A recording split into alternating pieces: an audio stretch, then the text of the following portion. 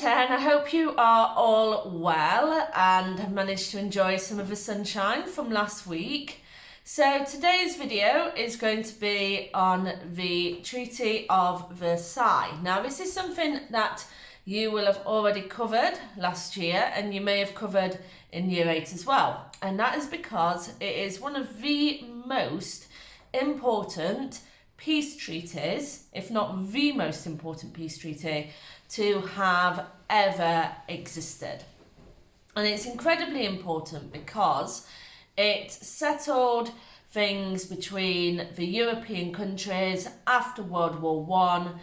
However, because of its nature, it resulted in economic problems for Germany during the 1920s, and that subsequently led to the rise of Hitler and Hitler vowing revenge for the Treaty of Versailles, which ultimately led to World War II. So I can't stress enough how important it is to learn about the Treaty of Versailles, because it is one of those topics that if you learn it really well, you can refer back to it with a number of questions, not only to do with the treaty itself, but also to do with the League of Nations, which we're going to go on to study in September, and of course linking the causes of World War II all the way back to the Treaty of Versailles, which is also important.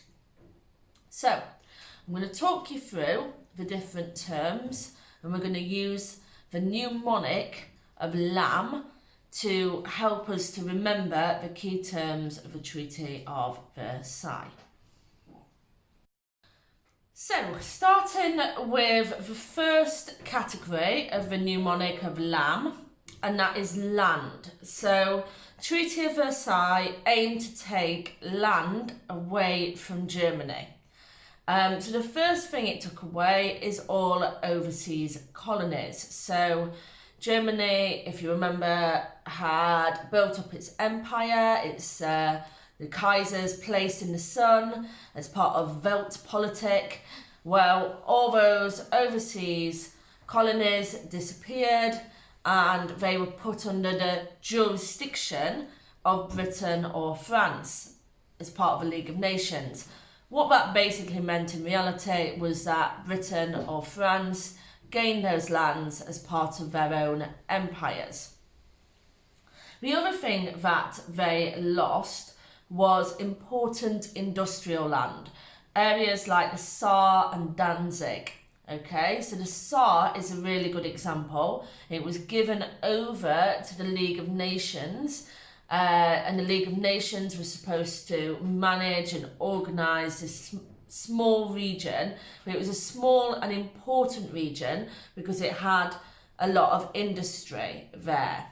And by taking it away from Germany, that meant that Germany could not use that land for important resources.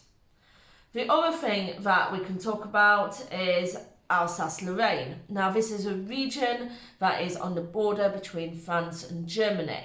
There had been a previous war called the Franco-Prussian War. You may remember this because of pasta and Koch as part of your medicine.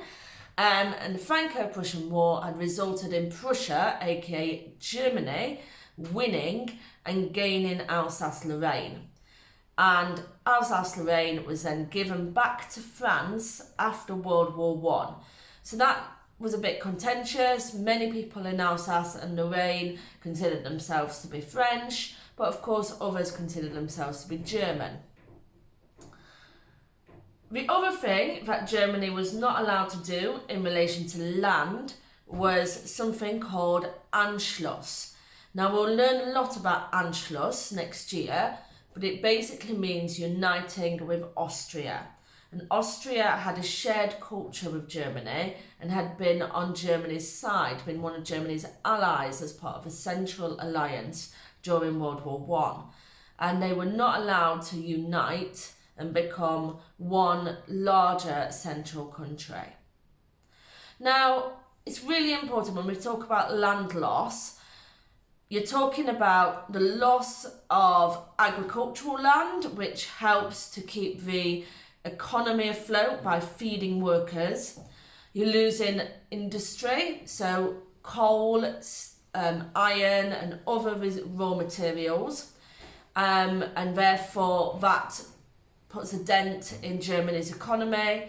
You're also losing population. Now those people are workers, and if they're not working for Germany because they're not part of the German nation and therefore the German economy, they are working for the country they now belong to. So those living in Alsace would now be working for the French economy. So in that sense, land very much links to the economy. On top of that, you now have a large proportion of Germans who are living outside the borders of Germany, even though they consider themselves German. And this becomes important later on because one of Hitler's key missions is to unite all German-speaking people. So let's move on to A. So A stands for army. And the main thing to remember about the German army or the German armed forces was that it was reduced down to 100,000 men. This really wasn't enough, okay? It was considered at the time by the powers that be to be enough for Germany to be able to defend itself against civil strife, things like rioting. However, as you know from your Germany module, Germany, the new Weimar government, received a lot of rioting, a lot of political resistance, and they were having to put out fires and they were having to rely on the Freikorps or the paramilitary groups to help put out those problems. And of course that resulted in, the Weimar government looking weak. So 100,000 men in the army. This was also a really big blow to Germany because Germany was really proud of its military. Remember we looked at Prussian militarism and the idea that Prussia had the best army in the world, and it did have the best army in the world. But the combined forces of France, Britain and America had beat the best army in the world. And now they were disgraced. They were feeling ashamed. So that's so important to link the army and their military pride to the humiliation that the German people would have felt. On top of that, you've got economic problems here because you've got young men returning from the war, and now, instead of being soldiers, they are unemployed. And many young men, when at the age of 17 or 18, they wouldn't have had any other job. This would, fighting in the army was their idea of work. So they were looking at coming back to a Germany that was completely on its knees economically, and they were not able to cope. They didn't fit in anywhere. And they're known in many ways as the lost generation. And it was a real problem because they then ended up joining paramilitary groups like the Nazis. Just quickly, other things to bear in mind is that they weren't allowed a navy, which pleased Britain because Britain wanted to keep having the largest navy. And the area called the Rhineland, which bordered France, was not allowed to have any military forces there. And again, this is important to later on in your course because it left Germany vulnerable to invasion from France. And many people considered this to be unfair, leading Germany into a weak position. And you can link that perhaps to things like the invasion of the Ruhr in 1923, when French and Belgian troops just went in there and invaded Germany, and there was nothing they could do about it. M, which stands for money, and this represents the bill that Germany had to pay in what's known as reparations. Now, reparations, think of it as repair. This money was meant to go to the Allies, especially France and Belgium, to repair the land and the industry that had been lost as a result of World War One. And it was used to rebuild towns and cities, especially in France and Belgium, after the wars in the trenches, as well as agricultural land as well, because northern France and Belgium had a high level of agriculture as part of their industry. Now, the main figure you need to remember, and try and remember this as much as you can, is £6.6 billion in reparations, okay? And that was old money. That was back what it was back then.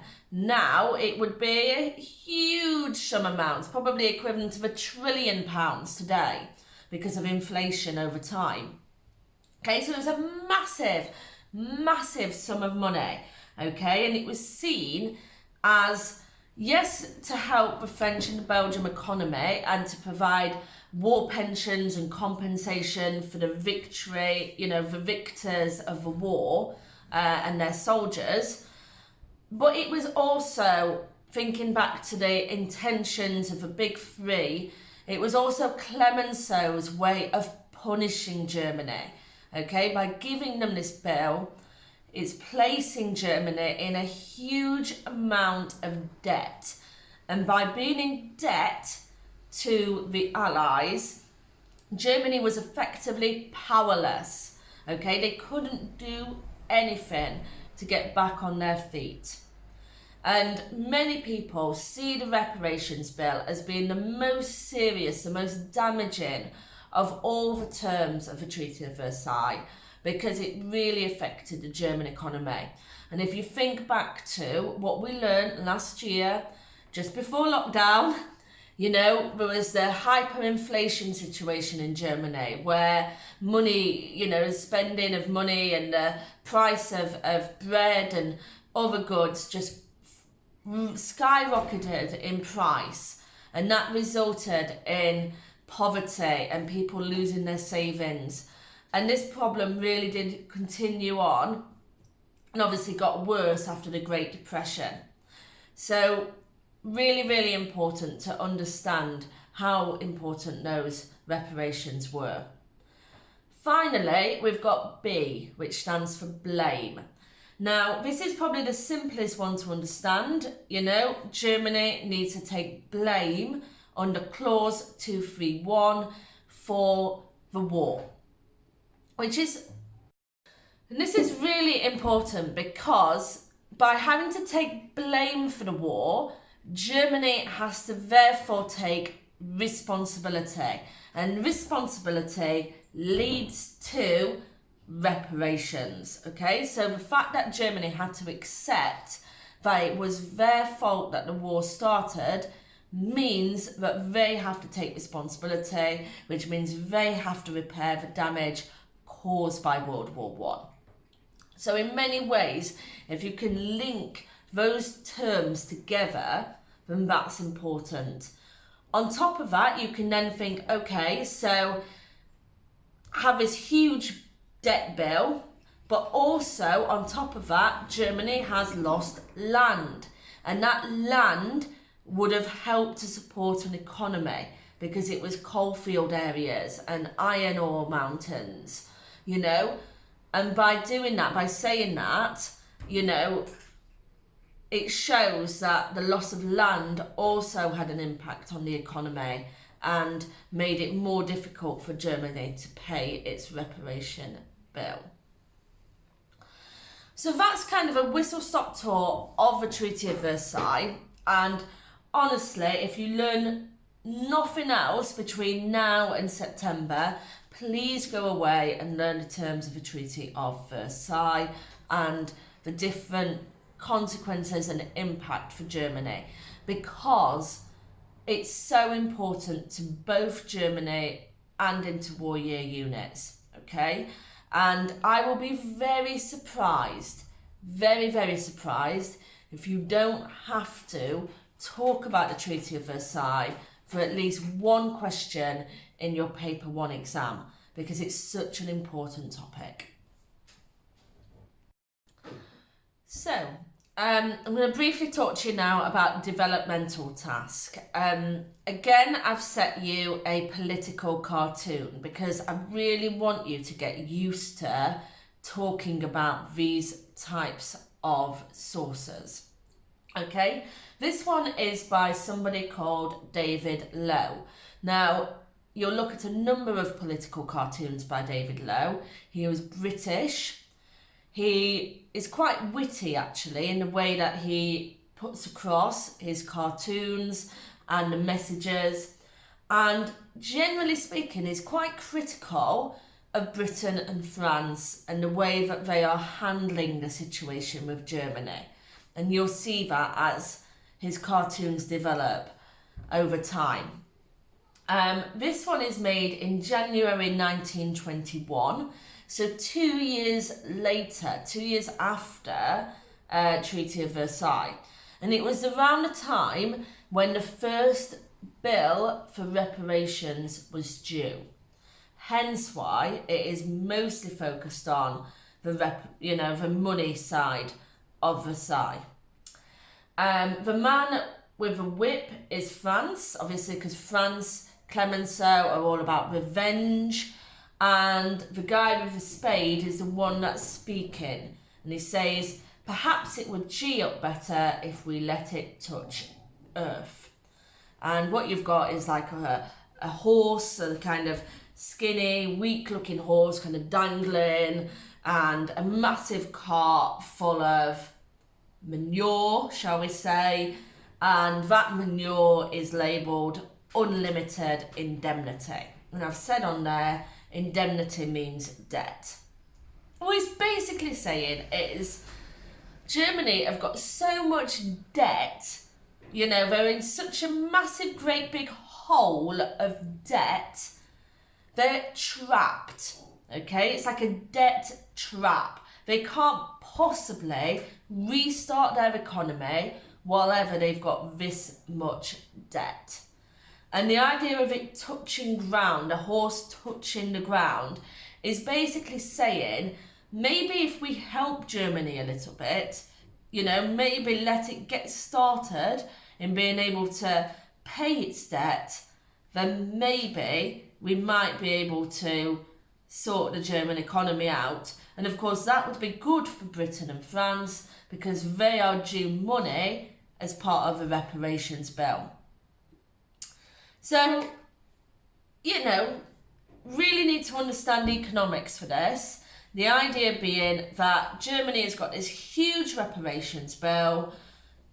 It's far too large. It's like if like tomorrow morning I get a fine from the government that tells me that, let's say it's a speeding fine, £1 million.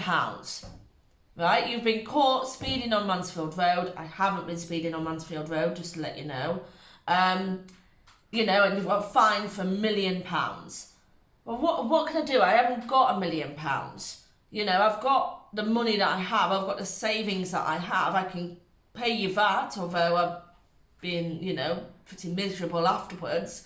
But I can't possibly pay you £1 million because I don't have it. And that was a problem for Germany.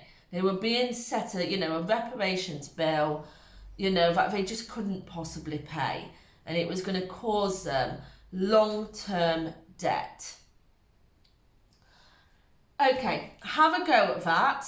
Try and talk about both provenance and what you can see. And talk about how it is useful. Okay? As you get to know political cartoons, especially the ones by David Lowe, you will find talking about provenance gets easier. But for now, talk about the fact that this is somebody from Britain criticising Britain and France and the way they've gone about things. And think about that in terms of bias. Is there any obvious bias going on there? Right, I'll leave you to it because I'm aware that I've been talking for quite some time now. Let me know through the Teams chat, as always, if you've got any questions. And hopefully I will speak to you in person soon.